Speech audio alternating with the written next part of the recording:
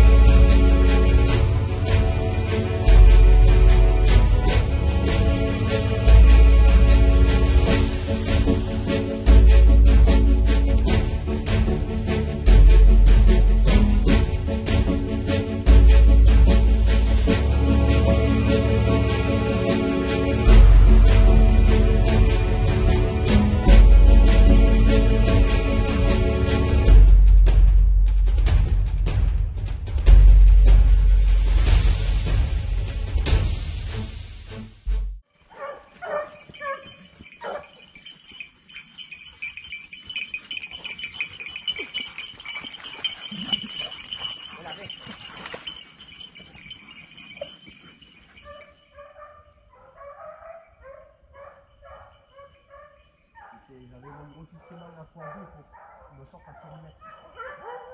Là, viens, petit, viens.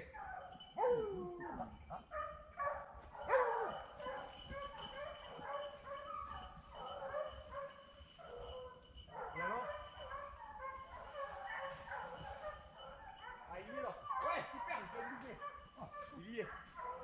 Putain, bravo.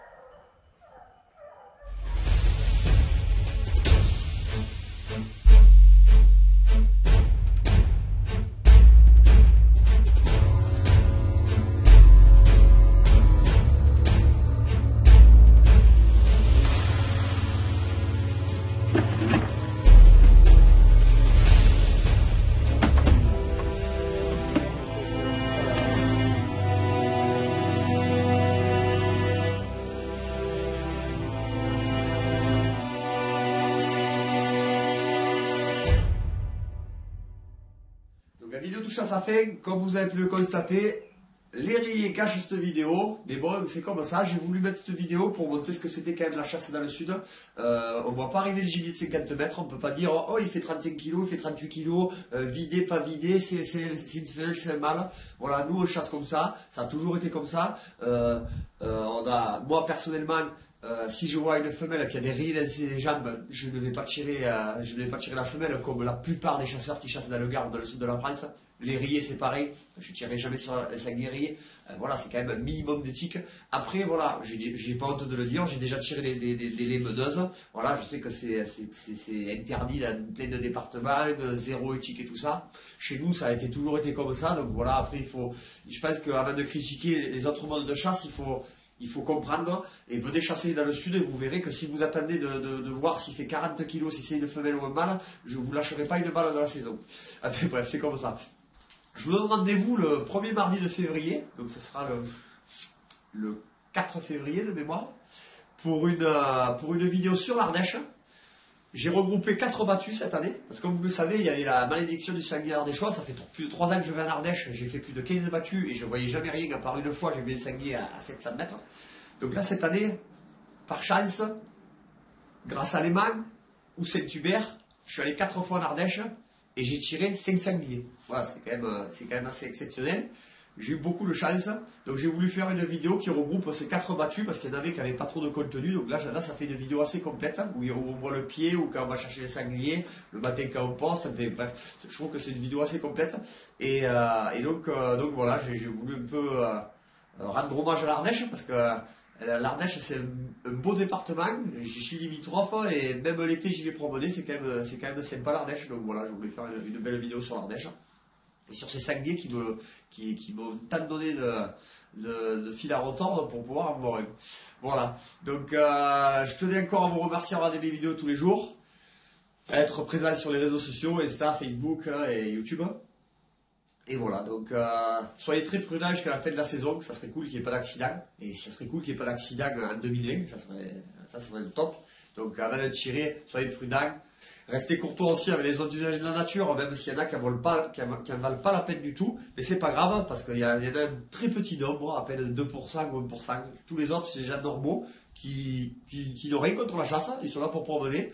Mais par contre, des fois, quand ils voient certains chasseurs qui leur parlent mal ou qui disent pas bonjour, tout ça, eh ben, c'est sûr que ces gens-là, au bout de 2, 3, 4 fois, eh ben, ils auront une opinion pour la chasse négative, alors qu'ils n'en avaient pas jusqu'à aujourd'hui. Donc c'est pour ça que c'est très important de dire bonjour, d'expliquer aux gens que s'ils arrivent promener, on peut leur dire qu'ils peuvent passer par un autre chemin, c'est pareil, c'est aussi court, il y a aussi de jolis coins à voir. Donc voilà, la communication c'est très important et pour la chasse, pour l'avenir de la chasse, ça sera encore plus important. Donc voilà, pensez-y les amis, moi j'adore la chasse, j'aime la chasse et j'espère qu'on va pouvoir chasser encore de très très très nombreuses années. Voilà, allez, je vous donne rendez-vous le mardi 4 février et en attendant, bonne chasse. Ciao les amis, à bientôt. Je fais des vêtements personnalisés avec mon logo devant côté cœur et derrière ou mon logo en gros ou votre prénom, votre surnom ou le nom de votre équipe, fait ce que vous voulez. Donc j'en fais des orange fluo et des verts et c'est des t-shirts, sweat à capuche ou veste. Je fais également des étuis en cuir pour balles, passant renforcé, modèle tracker et modèle posté. Et je fais également un accessoire indispensable pour tous les chasseurs, c'est bien sûr une laisse. Qu'on chasse le petit gibier ou le grand gibier, qu'on soit posté ou tracker, on a tous besoin d'une laisse. Donc j'ai fait faire des laisses orange. Si vous êtes intéressé, il suffit de me contacter par mail ou alors sur Facebook, mon compte ou ma page Bruce Hunter Chasseur Gardois. Voilà, merci encore d'être de plus en plus nombreux à me suivre et à bientôt.